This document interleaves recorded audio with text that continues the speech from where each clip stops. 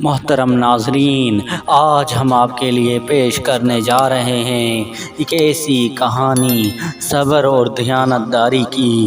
محترم ناظرین، اس لیے اس ویڈیو کو انت تک ضرور دیکھیے۔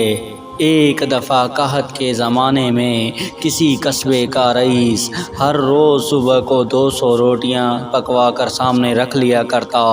گاؤں کے بچے جمع ہو جاتے اور اپنے اپنے ہاتھ سے ایک ایک روٹی اٹھا کر چل دیتے۔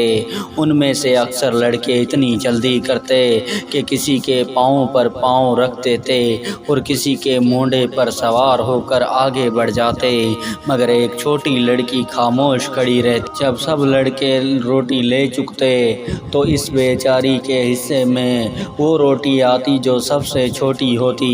امیر 2 دن لڑکی کی اس شرم و حیا کو دیکھتا رہا۔ تیسرے دن بھی وہی کچھ ہوا۔ لڑکے بڑی روٹیاں لے گئے اور چھوٹی روٹی اس شرمیلی لڑکی کے لیے رہ گئی، مگر اس روز جب لڑکی نے روٹی گھر لے جا کر ماں کے حوالے کی اور اس نے لڑکی کو آدھی روٹی دینے کے لیے اس کا ٹکڑا توڑا تو اس میں سے 2 روپے نکل آئے۔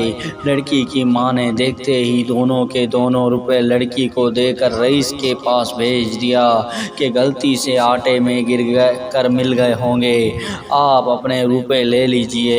رئیس لڑکی کے صبر پر تو پہلے ہی خوش ہو رہا تھا، اب اس کی ماں کی دیانتداری سے اور بھی خوش ہو کر بولا، بیٹی یہ 2 روپے کل میں نے تمہارے صبر سے خوش ہو کر خود چھوٹی روٹی میں رکھوا دیے تھے، تم ان کے کپڑے بنوا لینا اور یہ 3 روپے لے جاؤ، یہ اپنی ماں کو دے دینا کہ یہ اس کی دیانتداری کا انعام ہے۔ محترم ناظرین، یہ تھی آج کی ویڈیو۔